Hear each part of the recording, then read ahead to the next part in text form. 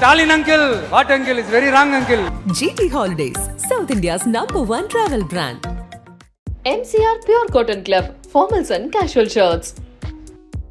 நம்ம மஞ்சு குரூப்ஸ் இன் iSpot, a premium smart plot community. சும்மா பக்கத்துல புத்தியானதை வச்சுக்கிட்டு மாநாடுல எப்படி நடத்தி காட்ட முடியும்? அதெல்லாம் அவங்களால முடியாது. இவர் நேரா ஷூட்டிங்ல இருந்து வருவாராம், வந்து ஆட்சியை பிடிப்பாராம். அது எப்படி இவராலே முடியும்? அவராலே முடியல, இவராலே முடியல. அவருக்கு அத்தனை வருஷம் ஆச்சு, இவராலே எப்படி முடியும்ட்டு ஒரு பக்கம். இன்னொரு பக்கம் கூட்டம்லாம் ஓகே தான், அது எப்படி ஓட்டா மாறும் அப்படின்றது இன்னொரு பக்கம். நம்மளுடைய ஒரே கொள்கை எதிரி பாஜக தான், நம்மளுடைய ஒரே அரசியல் எதிரி திமுக தான். ஏதோ அண்டர் கிரவுண்ட் ஆதாயத்துக்காக டீல் போட்டுக்கிட்டு டீல் பேசிக்கிட்டு இந்த அலையன்ஸ் வச்சுக்கிட்டு இந்த ஊரை ஏமாத்துற கட்சி எல்லாம் நம்ம டிவிக்கே கிடையாதுங்க. யாருக்கு எதிரானு தானே கேக்குறீங்க? வேற யாரு? மறைமுக உறவுக்காரர்களான பாசிச பாஜகவும் பாய்சன் திமுகவும் தான். எதிர்கட்சியா இருந்தா போங்க மோடின்னு பலூன் விடுறது, ஆளுங்கட்சியா இருந்தா வாங்க மோடின்னு கொடை பிடிச்சுக்கிட்டு கும்பிடு போடுறது. Stalin uncle, what uncle is very wrong uncle.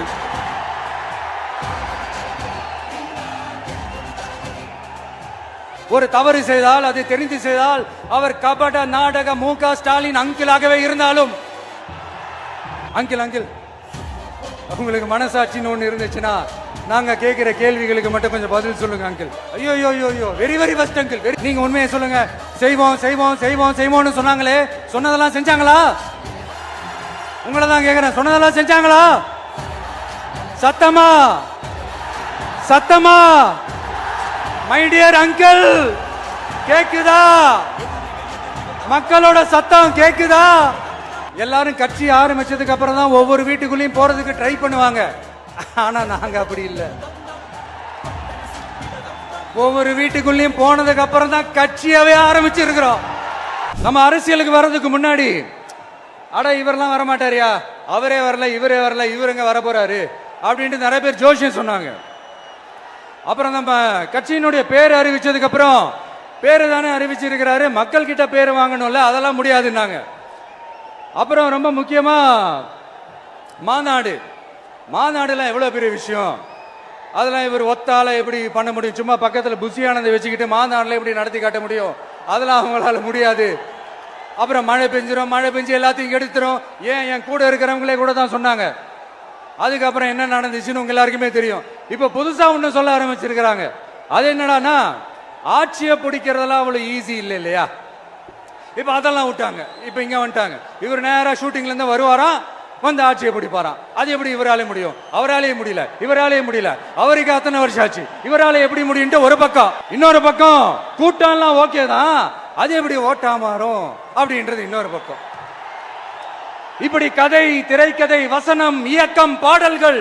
இந்த அரசியல் ஆய்வாளர்களுக்கு நான் சொல்றதெல்லாம் ஒன்னேதான், நல்லா கேட்டுக்கங்க. இந்த விஜய் ஏதோ இந்த பல லட்சம் பேர் கூடுற கூட்டத்தில் மட்டுமே இருக்கிறாரு அப்படின்னு மட்டும் தப்பு கணக்கு போட்டாதீங்க. ஏன்னா நம்மளுடைய இந்த கூட்டம் வெறும் ஓட்டா மட்டும் இல்லைங்க, வரப்போற தேர்தலில் மக்கள் விரோத ஆட்சியாளர்களுக்கு நாம வைக்க போற வேட்டா, நம்மளை கோட்டைக்கு அனுப்ப போற ரூட்டா இருக்க போதுன்னு சீக்கிரமாவே தெரிஞ்சுப்பீங்க. ஏன்னா கோடிக்கணக்கானவங்களோட ஹார்ட்லயும் வீட்லயும் ஏற்கனவே ஆல்ரெடி உயிரா, உணர்வா, உறவா இருக்கிறோம். நம்மளுடைய கனெக்ட் எல்லாம் வெறும் மக்களோட மட்டும்தான். நாம யாருன்னு அவங்களுக்கு தெரியும், அவங்க யாருன்னு நமக்கு தெரியும். நாமளும் நம்ம மக்களும் எப்படி இருக்கிறோம்னு எதிரிகளுக்கு நல்லாவே தெரியும். இருந்தாலும் இந்த விஜய் எதுக்குப்பா வந்திருக்கிறாரு? இவர் என்ன புதுசா என்ன திட்டம்லாம் சொல்லிட்டாரு அப்படின்னு வேற நிறைய கேள்விகள். இந்த சொல்றேன், தெரிஞ்சுக்கங்க. பெண் குழந்தைகள், பெண்கள் மற்றும் வயசானவங்களோட பாதுகாப்புல தான் நம்ம பிரையாரிட்டியே. அடுத்து இளைஞர்கள், உழவர்கள், உழைப்பாளர்கள், நெசவாளர்கள், மீனவர்கள், ஆதரவற்ற முதியோர்கள், மாற்றுத்திறனாளிகள், மூன்றாம் பால் இனத்தவர்கள்னு இன்னும் யாருக்கெல்லாம் கவர்மெண்டோட ஒரு ஸ்பெஷல் அட்டென்ஷன் தேவையோ அவங்க எல்லாருக்குமான ஒரு கவர்மெண்ட் அமைக்கிறது தான் நம்ம இலக்கே. நம்மளுடைய ஒரே கொள்கை எதிரி பாஜக தான், நம்மளுடைய ஒரே அரசியல் எதிரி திமுக தான். எப்படி? நம்மளுடைய ஒரே கொள்கை எதிரி, நம்மளுடைய ஒரே அரசியல் எதிரி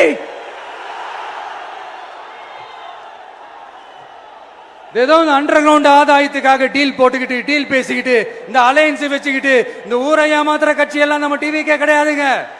யாருக்காகவும் எதுக்காகவும் எந்த பயமும் கிடையாது. மாபெரும் பெண்கள் சக்தி நம்மளோட இருக்கிறாங்க, மாபெரும் இளைஞர்கள் சக்தி நம்மளோட இருக்கிறாங்க, ஒட்டுமொத்த தமிழ்நாட்டு மக்களுடைய சக்தி நம்மளோட நிக்கிறாங்க. அப்படி இருக்கும்போது இந்தியாவில் இருக்கிற எல்லா ஸ்டேட்லயும் வாழ்ற நம்ம தமிழ் நெஞ்சங்கள் மட்டும் இல்ல, உலகம் பூரா 100க்கும் மேலான நாடுகள்ல வாழ்ற நம்ம தாய் தமிழ் உறவுகள் எல்லாருமே என்ன விஜய் தளபதி விஜய் இல்லனா விஜய் தளபதி இப்படி சொந்தம் கொண்டாடுற கோடிக்கணக்கானவங்களோட அந்த அன்பு மாசியும் நம்மளோட இருக்கும்போது, இவங்க எல்லாருமே நம்மளோட நிற்கும் போது எதுக்குங்க இந்த பாசிச பாஜகவோட நேரடி கூட்டணியோ இல்ல மறைமுக கூட்டணியோ உறவு வச்சுக்க? நாம என்ன உலகமாக ஊழல் கட்சி என்ன?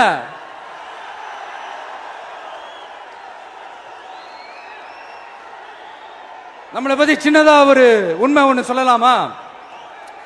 என்னடா இவர் வாயால இப்படி சொல்றாருன்ட்டு யாரும் தவறா நினைச்சுக்க வேணாம். ஏன்னா இது ஒரு விதத்துல ஒரு ஃபேக்டும் கூட, அதனாலதான் நான் சொல்லணும்னு ஆசைப்படுறேன். நம்ம யார் தெரியும்ல? நாம எல்லாருமே சொல்றேன், நாம யார் தெரியும்ல?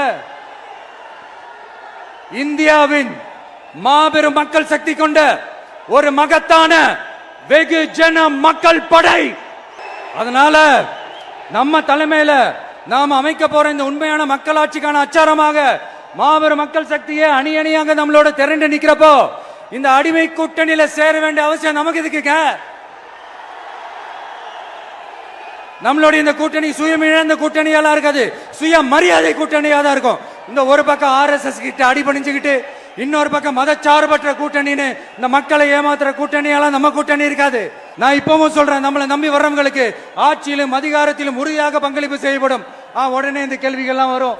அப்ப யாரு கூட்டணி, யாரு வரா, யாரு போறா, இந்த கேள்விகள்லாம் வரும். இந்த கேள்விகளுக்கெல்லாம் ஒரே ஒரு பதில் தான், சஸ்பென்ஸ்ல சஞ்சாரம் செய்யுங்க. ஆனா ஒண்ணு, 2026ல 2 பேருக்கு நடுவுல தான் போட்டியே. ஒன்னு டிவிகே, இன்னொன்னு டிஎம்கே. இந்த போட்டி எப்படி இருக்க போதுன்னா, இந்த அலையன்ஸை வச்சு எப்படியாவது நம்ம தப்பிச்சிடலாம். என்ன இந்த பழைய இந்த மேத்தமேட்டிக்ஸ் அரித்மேட்டிக்ஸ் இதெல்லாம் வச்சு எப்படியாவது நம்ம தப்பிச்சிடலாம் அப்படின்னு நினைக்கிறவங்களோட அந்த கனவு ஒரு நாளும் மைப்படாது. சரி, இப்ப நம்ம வேற ஒரு ஏரியாவுக்கு ஒண்ணு வருவோம்.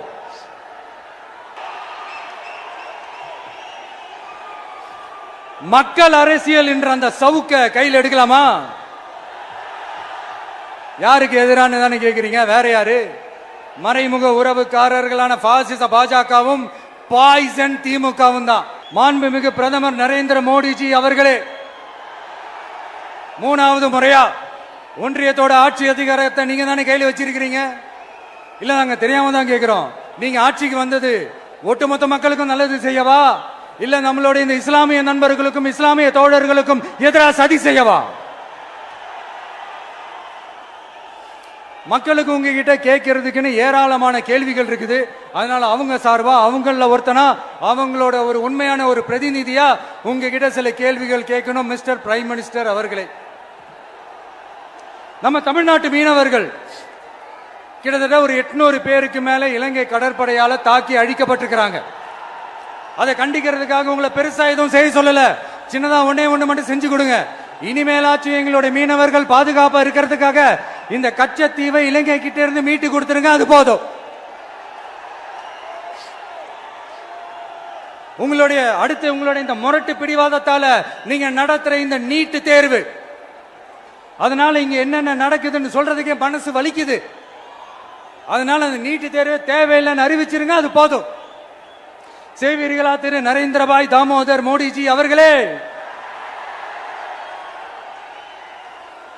எங்களுக்கு என்னென்ன தேவையோ என்னென்ன நல்லதோ அதெல்லாம் செய்ய மாட்டேங்கிறீங்க. ஆனா ஆட்சி அதிகாரத்தை மட்டும் கையில வச்சுக்கிட்டு மக்களை ஏமாத்த நேரடியாக ஒரு பாசிச பாஜக அடிமை கூட்டணி ஒண்ணு. அடுத்து உங்களோட இந்த மைனாரிட்டி ஆட்சியை ஓட்டுறதுக்காக மறைமுகமாக RSS அடிமை குடும்பம்னு இன்னொரு கூட்டணி. இப்படி மக்கள் சக்தியே இல்லாத இந்த ஊழல் கட்சிகளை மிரட்டி அடிபணிய வச்சு 2029 வரைக்கும் சொகுசு பயணம் போயிடலாம்னு திட்டம் தீட்டி வச்சிருக்கிறீங்க. அதானே ஜி? என்னஜி ஒண்ணு மட்டும் சொல்றேன், தெரிஞ்சுக்கங்க. என்னதான் நீங்க இந்த நேரடி மறைமுக கூட்டணி குட்டிகரணம் போட்டாலும் தாமரை இலையில தண்ணியே ஒட்டாது. தமிழக மக்கள் மட்டும் எப்படி ஒட்டுவாங்க?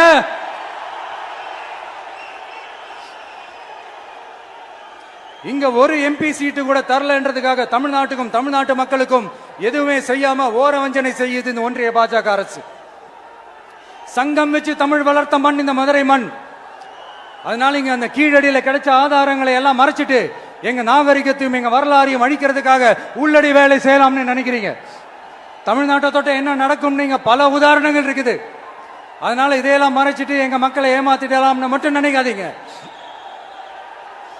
மத நல்லிணக்கத்திற்கு பெயர் பெற்ற இந்த மதுரை மண்ணிலிருந்து சொல்றேன், உங்க எண்ணம் எல்லாம் ஒரு நாளும் ஈடேறாது.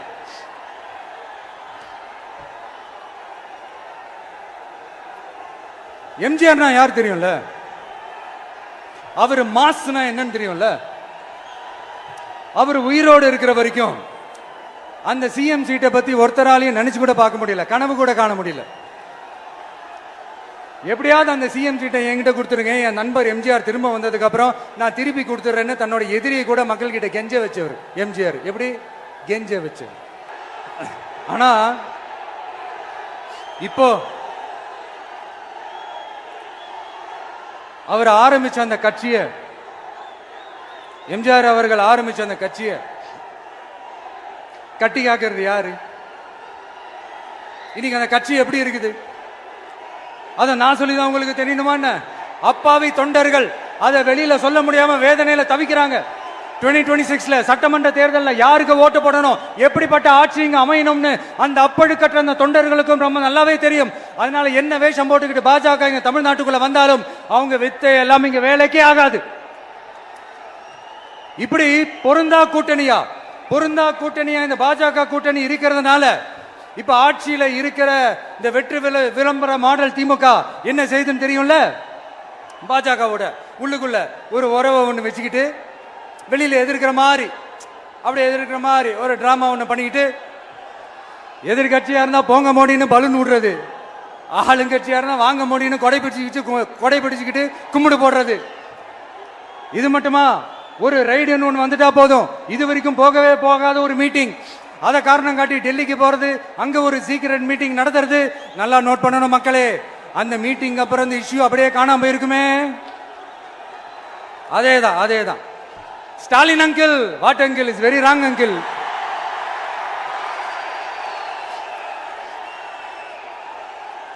இப்படி தமிழ்நாட்டில் இப்ப நடக்கிற இந்த ஆட்சியினுடைய லட்சணத்தை பார்த்துக்கிட்டு நாம எப்படி சும்மா இருக்க முடியும்?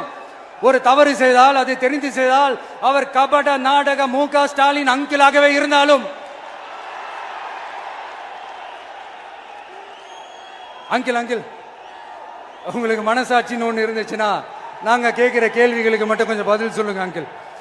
நீங்க நடத்துற இந்த ஆட்சியில நேர்மை இருக்கா? நியாயம் இருக்கா? ஊழல் இல்லாம இருக்கா? சட்டம் ஒழுங்கு சரியா இருக்கா? பெண்களுக்கு பாதுகாப்பு இருக்கா? பொதுமக்களுக்கு பாதுகாப்பு இருக்கா? இயற்கை வளங்களுக்கு பாதுகாப்பு இருக்கா? சொல்லுங்க மை டியர் அங்கிள், சொல்லுங்க. டாஸ்மாக்ல மட்டுமே இது வரைக்கும் 1000 கோடிக்கு மேல ஊழல்னு சொல்றாங்க. அதுல மட்டுமா தப்பு நடக்குது? வேற எதுல தான் நடக்கல? உலகத்திலே மிஸ்டர் கிளீன் ரெக்கார்ட்ஸ் எல்லாம் உங்களுக்கும் உங்க கூட இருக்கிறவங்களுக்கும் மட்டும்தான் அங்கிள் கொடுக்கணும். இதை பார்த்து வாயே இல்லாத ஊரு கூட வயிறு வலிக்கு சிரிக்குது. பெண்களுக்கு 1000 ரூபாய் கொடுத்துட்டீங்கன்னா போதுமா அங்கிள்? அப்படியே அதை மூடி மறைச்சிடலான்னு பாக்குறீங்களா? படிக்கிற இடத்துல, வேலைக்கு போற இடத்துல, வெளியில போற இடத்துலன்னு அவங்களுக்கு பாதுகாப்பே இல்லைன்னு ஒட்டுமொத்த பெண்களும் கதறாங்க. அந்த கதறல் சத்தம் ஏதாவது உங்க காதுல கேக்குதா அங்கிள்? இதுல வேற உங்க அப்பான்னு கூப்பிடுறாங்கன்னு வேற சொல்றீங்க. What is this uncle? Is very very wrong uncle, is very very wrong. பெண்களுக்கு மட்டுமா பொய் வாக்குறுதி கொடுத்து ஏமாத்துறீங்க? அரசு ஊழியர்கள், ஆசிரியர்களை ஏமாத்துறீங்க, விவசாயிகளை ஏமாத்துறீங்க, பரந்தூர்ல பாதிப்பே வராதுன்னு சொல்லி ஏமாத்துறீங்க, மீனவர்களை ஏமாத்துறீங்க, போதைப் பொருள் கலாச்சாரத்தை ஒழிக்காம ஏமாத்துறீங்க. ஐயோ, very very first uncle, very very first. எப்படி கேட்டாலும் இவங்க கிட்ட இருந்து எந்த பதிலும் வரப்போறதில்லை. ஏன்னா இருந்தா தானே. இப்ப ஆட்சியில இருக்கிற நம்மளுடைய அங்கிள் பதில் சொல்றது இருக்கட்டும். மக்களை நீங்க சொல்லுங்க, நீங்க உண்மையை சொல்லுங்க.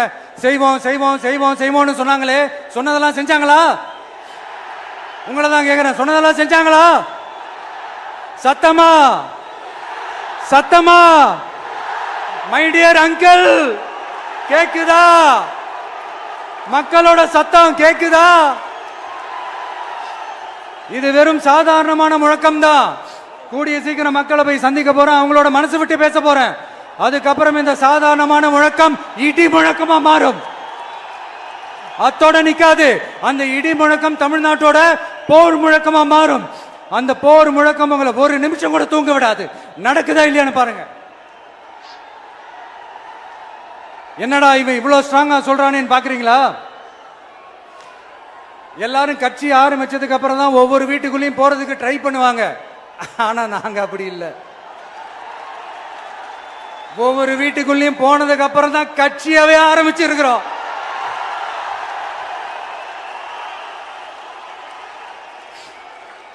அதனால ஒட்டுமொத்தமா எல்லாருமா சேர்ந்து இந்த திமுக ஆட்சிய, கபட நாடக திமுக ஆட்சிய 2026 தேர்தலில் வீட்டுக்கு அனுப்புறோம். வீட்டுக்கு அனுப்புறோம். என்ன நண்பா, சரிதானே? என்ன நண்பி, செய்வீர்கள் தானே? இப்போ உங்களுக்கு சின்னதா ஒரு சர்ப்ரைஸ். நம்ம கட்சியினுடைய வேட்பாளர் பட்டியலை இப்ப நான் அறிவிக்க போறேன். மதுரை கிழக்கு வேட்பாளர் விஜய். இன்னும் முடிக்கல, ஒரு நிமிஷம், இன்னும் முடிக்கல. மதுரை மேற்கு வேட்பாளர் விஜய். மதுரை மத்தி வேட்பாளர் விஜய். மதுரை தெற்கு வேட்பாளர் விஜய். மதுரை வடக்கு வேட்பாளர் விஜய். மேலூர் விஜய். சோழவந்தான் விஜய். திருப்பரங்குன்றம் விஜய். திருமங்கலம் விஜய். உசிலம்பட்டி விஜய்.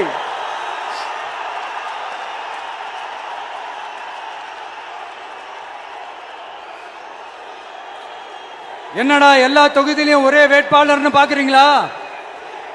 234 தொகுதியிலையும் இந்த விஜய் தான். அதாவது உங்க விஜய் தான் உங்க சின்னம்.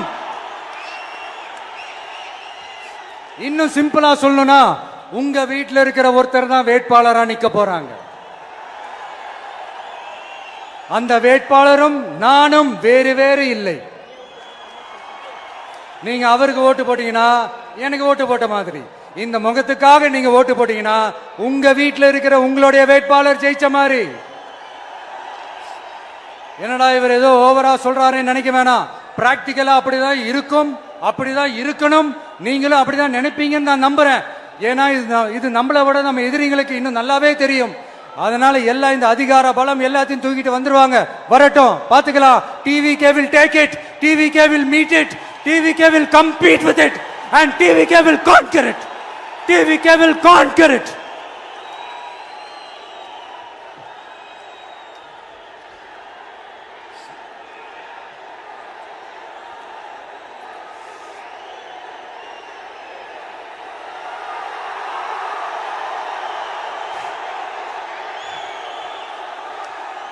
இந்த நேரத்தில் நம்ம மனசுல இருக்கிறத மக்கள் கிட்ட சொல்லி ஆகணும். தூத்துக்குடி ஸ்னோலினோட அம்மா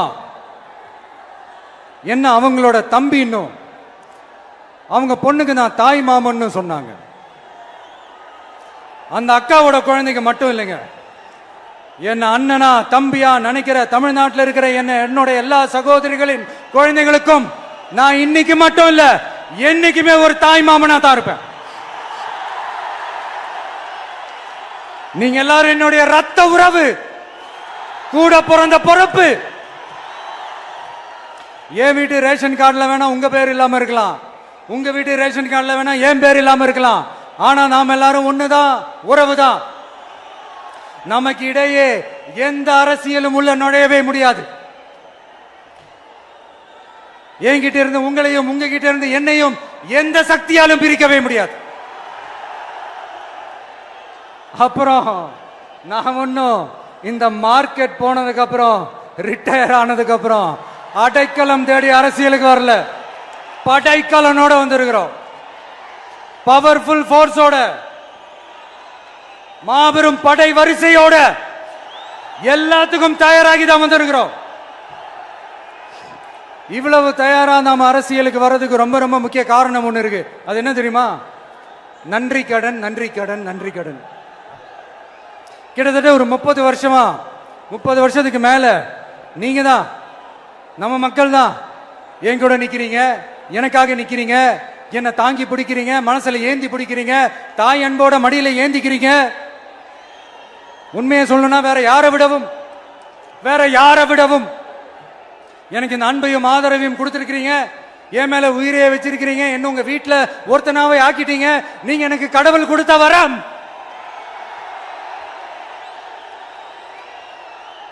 உலகம் பூரா நமக்காக நம்ம கூட நிக்கிற நம்ம மக்களை நான் எப்படி மறப்பேன்? நான் என் லைஃப்ல ரொம்ப உயிரா நினைக்கிறது பெண்களை, குழந்தைகளை, இளைஞர்களை, உழைக்கிற மக்களை தான். இவங்க தான் நம்மளோட வகைரா. இத பார்த்துதான் நம்மளோட எதிரிகளுக்கு பத்தி எரியுது. அதுக்காக நாம என்ன செய்ய முடியும்? அதனால நம்ம உறவுகளை, சொந்தத்தை, வகைராவை யாருக்காகவும் எதுக்காகவும் விட்டு கொடுக்க முடியாது இல்லையா? Here at this moment among this August gathering, I want to open my heart and say I enjoy people, I respect people, I worship people.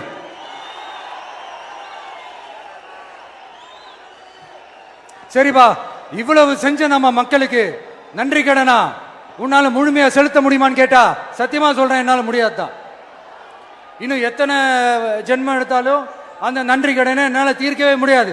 அப்புறம் என்ன மானாவுக்கடா நீ வந்திருக்க அதானே கேக்குறீங்க? மைண்ட் வாய்ஸ் கேட்ட மாதிரி இருந்தது. வாழ்நாள் முழுக்க நம்ம மக்களுக்காக ஆதரவா துணையா நிக்கிறத தவிர, அவங்களுக்காக உழைக்கிறத தவிர எனக்கு வேற எந்த எண்ணமும் இல்ல. எனக்கு இப்ப வேற வேலையும் இல்லை. இனிமே எனக்கு இதுதான் என் வேலையே. என் கடன் இனி என் மக்களுக்கு பணி செய்து கிடப்பதே. இப்படியா ஹார்ட் டு ஹார்ட் யதார்த்தமா பேசிய பழகிட்டோம். இதுக்கு மேலேயும் எனக்கும் மக்களுக்கும் இடையே இருக்கிற அந்த உறவை பத்தி நான் பேச ஆரம்பிச்சேன்னா ஒரு மாதிரி எமோஷனல் ஆயிடுவேன். அப்புறம் அதை கண்ட்ரோல் பண்றது ரொம்ப கஷ்டம். அதனால என்ன மனசார நேசிக்கிற நம்ம மக்களுக்கு ஒன்னே ஒன்று சொல்றேன். இந்த விஜய் உங்க விஜய், உங்களுக்கான விஜய், உங்களுக்காக மட்டுமே இருக்கிற விஜய். உங்க கூட நிக்க, உங்களுக்காக நிக்க, உண்மையா நிக்க, உணர்வோட நிக்க, உறுதியா நிக்க, உங்க கூட பேச, உங்களுக்காக பேச, உண்மையா பேச, உணர்வோட பேச, உறுதியா பேச, உங்களுக்காக சேவை செய்ய உங்க விஜய் நான் வர.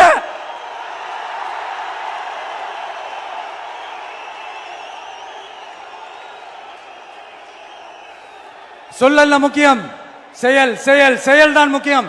செய்கை தான் சும்மா சிறப்பா இருக்கணும்.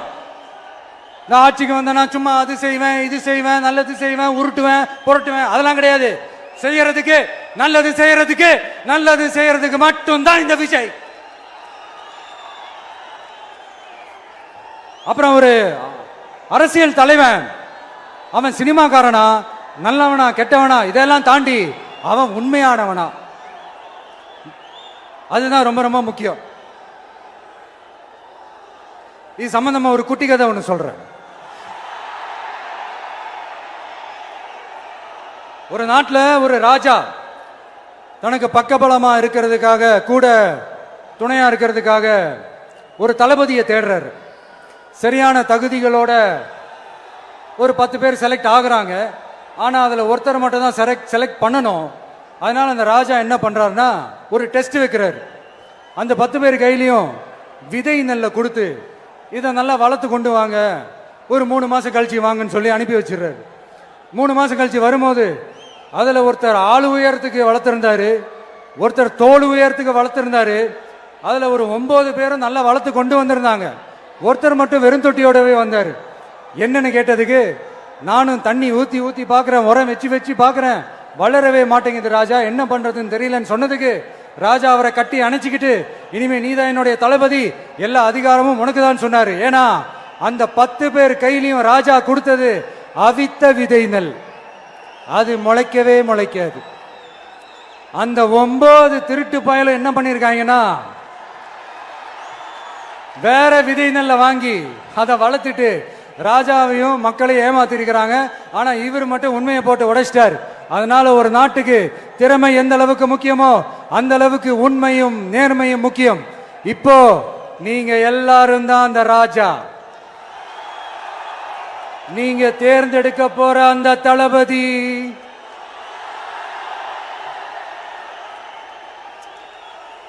சும்மா சினிமாக்காரன் சினிமாக்காரன் சினிமாக்காரன். அம்பேத்கர் அவர்களை தோக்கடிச்சது சினிமாக்காரன் இல்ல, அரசியல்வாதி. காமராஜர் அவர்களை தோக்கடிச்சது இங்க விருதுநகர் பகுதியில் தோக்கடிச்சது சினிமாக்காரன் இல்ல, இன்னொரு அரசியல்வாதி.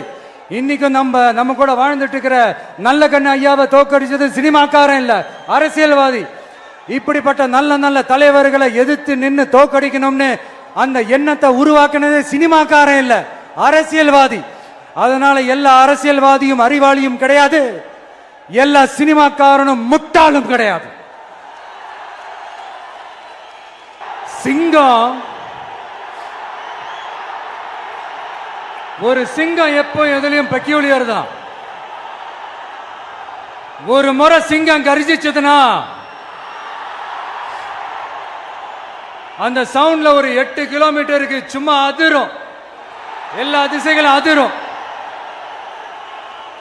அப்படிப்பட்ட அந்த சிங்கம் வேட்டைக்கு மட்டும்தான் வெளியில வரும், வேடிக்கை பார்க்கறதுக்கெல்லாம் வெளியில வராது. வேட்டையில கூட உயிரோடு இருக்கிற மிருகங்களை தான் வேட்டையாடும். அதுலயும் பெரும்பாலும் தன்னை விட பெரிய சைஸ் உள்ள மிருகங்களை தான் குறி வச்சு தாக்கும், ஜெயிக்கும். எவ்வளவு பசியில் இருந்தாலும் உயிர் இல்லாததை கெட்டு போனதை தொட்டு கூட பார்க்காது. அப்படிப்பட்ட அந்த சிங்கம் அவ்வளவு ஈஸியா எதையும் தொடாது, தொட்டா விடாது. காட்டோட 4 பக்கமும் மார்க்கிங் மை டெரிட்டரின்னு தன்னுடைய பவுண்டரியை தானே வகுக்கும். அப்படிதான் அந்த காட்டையே தன்னோட கண்ட்ரோல்ல வச்சிருக்கும். சிங்கத்துக்கு கூட்டத்தோட இருக்கிறதுக்கும் தெரியும், தனியா இருக்கிறதுக்கும் தெரியும். அப்படியே தனியா வரணும்னு நினைச்சாலும் அஞ்சாம அலட்டிக்காம சும்மா கெத்தா தனியா வந்து அத்தனை பேருக்கும் தண்ணி காட்டும். எப்போ எதுலயும் தன்னோட தனித்தன்மையை இழக்கவே இழக்காது. Yes, a lion is always a lion.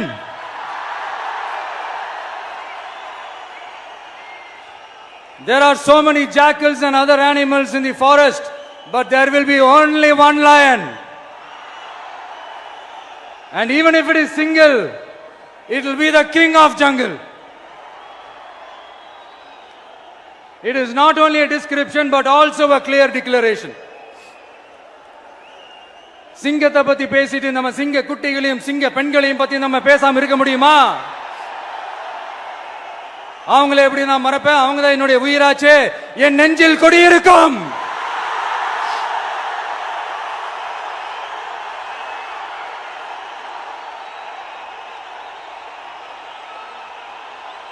என்னுடைய தோழர்களுக்கும் தோழிகளுக்கும்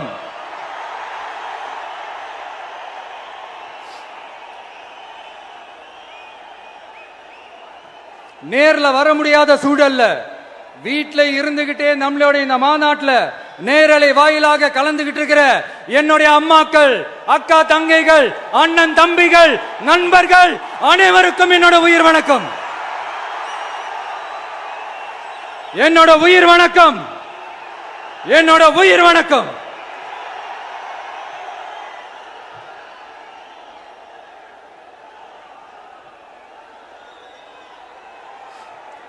வீரம் விளையும் மாமதுரை மண்ணை வணங்குகிறேன். இந்த மதுரைனாலே உடனே ஞாபகத்துக்கு வரது சீறி பாஞ்சி துள்ளி குதிக்கிற யாருக்கும் அடங்காத காளைகள் விளையாடுற அலங்காநல்லூர் ஜல்லிக்கட்டு தான். நம்ம வைகை ஆறுதான் அழகர் ஆத்துல இறங்குற வைபவம். மதுரை மீனாட்சி அம்மன் இந்த மண்ணோட உண்மையான குணம், உணர்வு பூர்வமான மண் இது. அது மட்டும் இல்ல, இந்த மண்ணில் வாழ்ற மக்களும் அப்படித்தான், உணர்வு பூர்வமான ஆளுங்க. நான் இந்த மண்ணில் கால் எடுத்து வச்ச உடனே ஒரே ஒருத்தரை பத்தி தான் மனசுக்குள்ள ஓடிக்கிட்டே இருந்தது. அவர் யாருன்னு உங்களுக்கும் தெரிஞ்சிருக்கும். சினிமானாலும் சரி, அரசியல்னாலும் சரி, நமக்கு ரொம்ப ரொம்ப பிடிச்சது புரட்சி தலைவர் எம்ஜிஆர் அவர்கள் தான். அவரோட பழகிறதுக்கு எனக்கு வாய்ப்பு கிடைக்கல. ஆனா அவரை மாதிரியே குணம் கொண்ட என்னுடைய அண்ணன் புரட்சி கலைஞர் கேப்டன் விஜயகாந்த் அவர்களோட பழகிறதுக்கு எனக்கு நிறையவே வாய்ப்பு கிடைச்சது. அவரும் இந்த மதுரை மண்ணை சேர்ந்தவர் தானே, அவரை மறக்க முடியுமா? தமிழ்நாட்டு மக்கள் உணர்வுபூர்வமா உண்மையா நம்ம பக்கத்திலே நிக்கிறவங்க, அதுக்கு ஒரு மிகப்பெரிய அடையாளம் தான் இந்த மதுரை மண். நம்ம தமிழக வெற்றி கழகம் கையில் எடுத்திருக்கிற அரசியலும் அப்படித்தான். உண்மையான அரசியல், உணர்வு பூர்வமான அரசியல், நல்ல அரசியல், நல்லவங்களுக்கான அரசியல், நாட்டு மக்களுக்கான அரசியல், நல்லது மட்டுமே செய்கிற அரசியல்.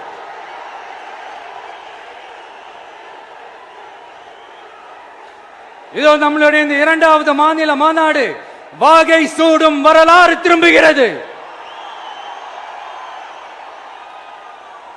அப்படி இந்த மாநாட்டுக்கு பேர் வச்சிருக்கிறோம். 1967லயும் 1977லயும் நம்ம தமிழக அரசியல் ஒரு மிகப்பெரிய ஆட்சி அதிகார மாற்றங்கள் ஒண்ணு நடந்துச்சு இல்லையா? அதே மாதிரிதான் அடுத்த வருஷம் 2026ல அப்படி ஒரு வரலாறு திரும்ப போகுதுன்னு உறுதியா சொல்றதுக்கான மாநாடு தான் நம்மளோட இந்த 2வது மாநில மாநாடு. விக்கிரவாண்டி விசாலையில் நம்மளுடைய ஃபர்ஸ்ட் மாநாடு நடத்தணும், வெற்றி கொள்கை திருவிழா. அதுக்கப்புறமே நீங்க பார்த்திருப்பீங்க, தமிழக அரசியல் அந்த தட்ப வெப்பத்தையே மாத்தினுச்சு. நமக்கு எதிராக எத்தனை குரல்கள். ஆனா உங்களுக்கு தான் நம்மளை பத்தி நல்லா தெரியுமே, எந்த குரலையும் காதலையே போட்டுக்காம மக்களோட குரலை மட்டுமே கேட்டுக்கிட்டு நமக்கு எதிராக வர அத்தனை கூக்குரல்களையும் சின்னதா ஒரு சிரிப்போடவே கடந்து வந்திருக்கிறோம். அது இல்லாம நம்ம மாநாட்டில் ஒலிக்கிற இந்த குரல், இந்த ஒற்றை தமிழ் மகனோட குரல் மட்டுமல்ல, ஒட்டுமொத்த தமிழ்நாட்டு மக்களுடைய குரல்.